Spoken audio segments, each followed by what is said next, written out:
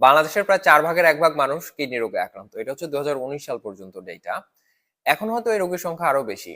তো আমি আজকে 6টা লক্ষণ বলবো, যে লক্ষণগুলি যদি আপনার মধ্যে থাকে তাহলে আপনি ডাক্তারের শরণাপন্ন হবেন এবং ডায়াগনোসিস করে নিশ্চিত হবেন যে আপনার মধ্যে কিডনি রোগ আছে কিনা। যদি থাকে তাহলে চিকিৎসা নেওয়া শুরু করবেন। নাম্বার 1 হচ্ছে প্রস্রাবের সাথে ফেনা ওঠা। এটা কেন হয়? কিডনির কাজ কি? রক্তকে ফিল্টার করে ময়লা আবর্জনা এবং কিছুটা পানি বের করে দেয়া। এখন চিন্তা করেন, আপনার ছাকনিতে যদি কোনো গর্ত থাকে বড়, সেই গর্ত হয়ে কিন্তু আপনার রক্তের যে প্রোটিন গুলো আছে তারাও কিন্তু পাস হয়ে প্রস্রাবের সাথে বের হয়ে যাবে।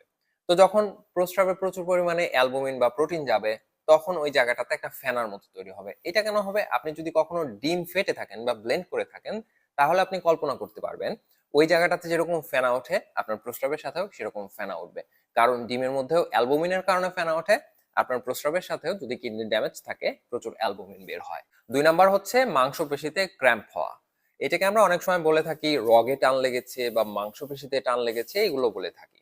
এটা হওয়ার কারণ কি? কিডনির একটা গুরুত্বপূর্ণ কাজ হচ্ছে শরীরে ইলেকট্রোলাইটের একটা ব্যালেন্স রাখা। ইলেকট্রোলাইট কি? এই যেমন ধরেন ক্যালসিয়াম, ফসফরাস, পটাশিয়াম, এইগুলো। তো যখন আপনার কিডনি ভালো মতো কাজ করবে না, তখন শরীরে ইলেকট্রোলাইটের একটা ইমব্যালেন্স হয়ে যাবে। তো ইমব্যালেন্স যদি হয়, যেমন ধরেন ক্যালসিয়ামের ঘাটতি হয়ে গেল বা ফসফরাসের একটা এলোমেলো হয়ে গেল, তখন এটার জন্য আপনার মাংসপেশিতে ক্র্যাম্প হতে পারে। 3 নাম্বার হচ্ছে এই যে চোখের নিচে যে জায়গাটা, এইখানে বা এইখানে নিচের পাতা বলে অনেকে, এইটা ফুলে যাওয়া। তো এটা অন্য কারণেও ফুলতে পারে। এটা যদি 1 দিন 2 দিন হয় তাহলে হচ্ছে অত চিন্তার কিছু না, কিন্তু এটা যদি কন্টিনিউয়াসলি 1 সপ্তাহ 2 সপ্তাহ এইরকমই চলছে, এরকম হয়, তখন এটা একটা লক্ষণ হতে পারে। কারণ কিডনির আরো একটা গুরুত্বপূর্ণ কাজ হচ্ছে শরীরে পানির ব্যালেন্স রাখা। আপনার কিডনি যদি ভালো মতো কাজ না করে, তখন দেখা যাবে ও শরীর থেকে ভালো মতো পানি সরাতে পারছে না বা বের করে দিতে পারছে না। তখন দেখা যাবে শরীরে পানি জমতে শুরু করবে। তো তখন আপনার এই চোখের নিচের এই জায়গাগুলিতে, অথবা অনেকের দেখা যায় পাও ফুলে গেছে, এরকমও হতে পারে। তো এটা কিডনি রোগের একটা বড় লক্ষণ। নাম্বার 4 হচ্ছে প্রস্রাবের সাথে রক্ত যাওয়া। এটা কেন হতে পারে? যেই কারণে প্রস্রাবের সাথে প্রোটিন যেতে পারে, নাম্বার 1 এ বলেছিলাম, সেই সেই কারণেই আসলে প্রস্রাবের সাথে রক্ত যেতে পারে।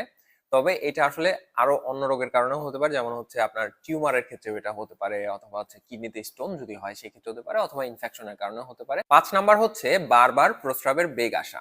এটার কারণ কি?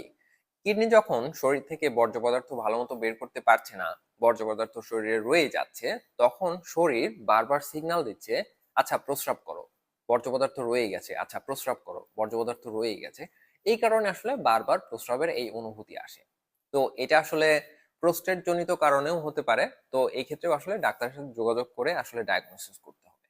6 নাম্বার হচ্ছে ড্রাই বা ইচি স্কিন, মানে হচ্ছে আপনার চামড়া শুষ্ক হয়ে যাওয়া অথবা জায়গায় জায়গায় চুলকানির অনুভূতি হওয়া। এটার কারণ কি? আগে যেটা বললাম যে কিডনি আসলে শুধুমাত্র যে ময়লা আবর্জনা পরিষ্কার করে তা না, এটার খুবই খুবই গুরুত্বপূর্ণ একটা কাজ হচ্ছে ইলেকট্রোলাইট ব্যালেন্স রাখা শরীরের মধ্যে।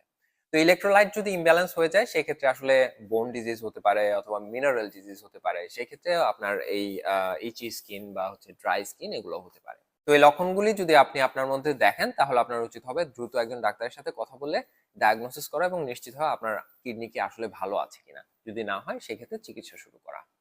ভালো থাকবেন সবাই। আসসালামু আলাইকুম।